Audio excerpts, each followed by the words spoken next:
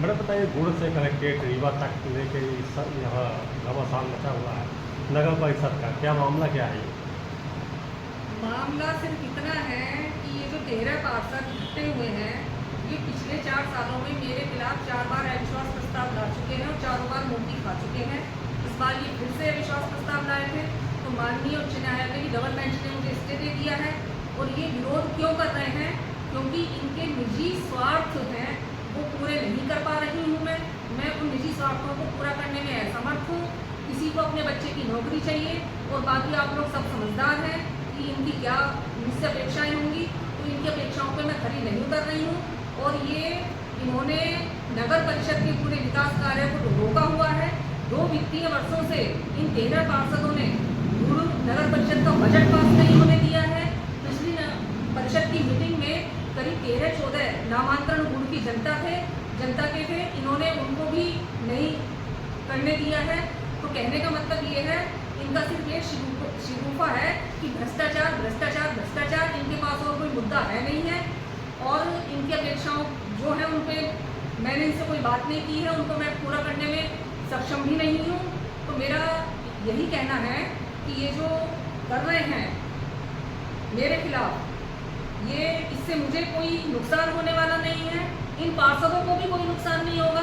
नुकसान हो रहा है तो गुड़ की जनता के विकास में ग्रहण लगा रहे हैं ये लोग। और आज भी मैं आप लोगों के माध्यम से ये कहना चाहती हूँ कि प्रेम से अगर कोई मेरे साथ आना चाहे, बिना पैसे लिए, बिना किसी डिमांड के, बिना निजी स्वार्थ के, वो मेरे साथ आ सकता है और मेरे साथ कंधे से कंधा मिला के गुड़ के विकास में सहयोग दे सकता है। और दूसरी बात मैं आपको बताना चाहती हूँ कि बीजेपी के पार्षद, कांग्रेस के पार्षद, निर्दलीय पार्षद, इन सबको विधायक नागेंद्र सिंह जी ने, हमारे क्षेत्रीय विधायक नागेंद्र सिंह जी ने अपने घर बुलवाया, उन्हें लालच दिया अध्यक्ष बनाने का, उन पे दबाव डाला, इस तरह से इनको इकट्ठा किया गया और मेरे खिलाफ ये षड्यंत्र किया गया। क्या विधायक भी आपके?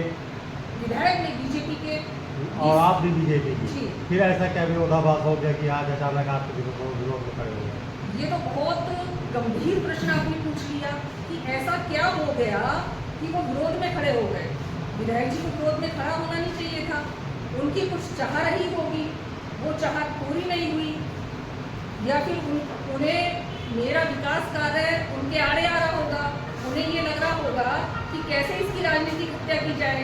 अब ये जो प्रकरण चल रहा है नगर परिषद में अविश्वास प्रस्ताव का, उससे पहले मेरे पति डॉक्टर कल्याण सिंह के ऊपर लोकायुक्त की कार्रवाई की गई।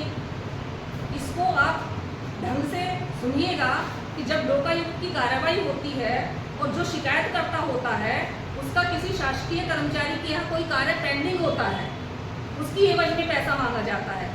लेकिन जो शिकायत करता है उसका डीएमओ रायपुर यानी डॉक्टर कल्याण सिंह के पास कोई काम ही पेंडिंग नहीं था जिसकी एवज में पैसा मांगा जाए।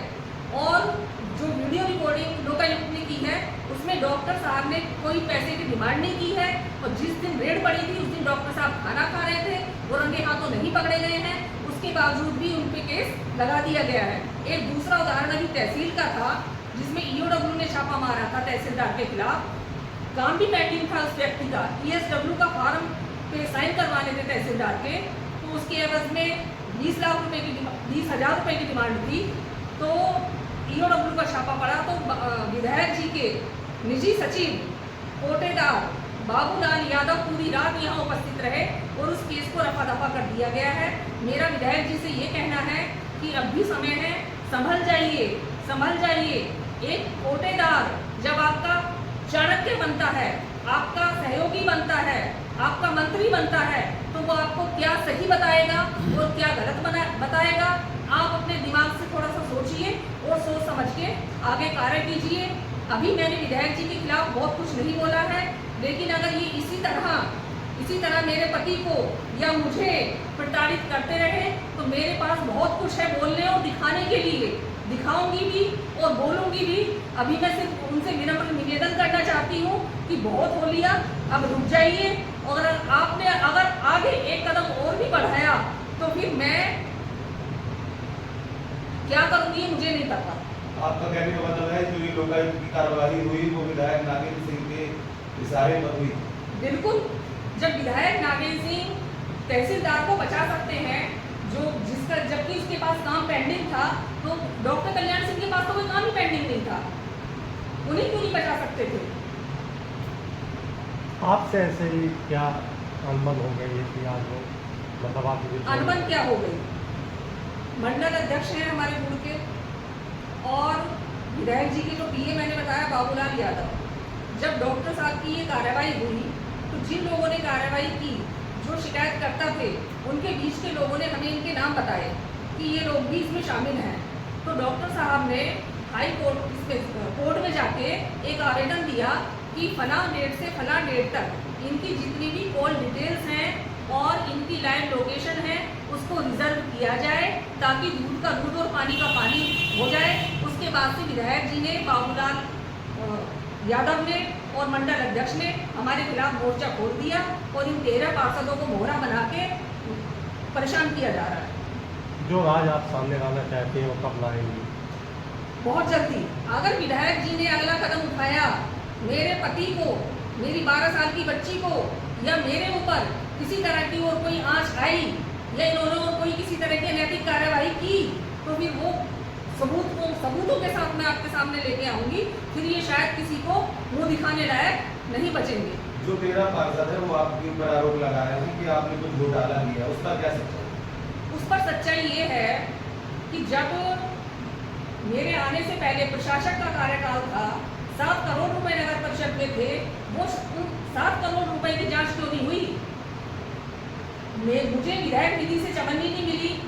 डीएमएफ का फंड मेरे लिए, मेरी नगर परिषद के लिए 50 लाख रुपए आने वाला था, लेटर भी आ चुका था, वो भी विधायक जी ने नहीं आने दिया।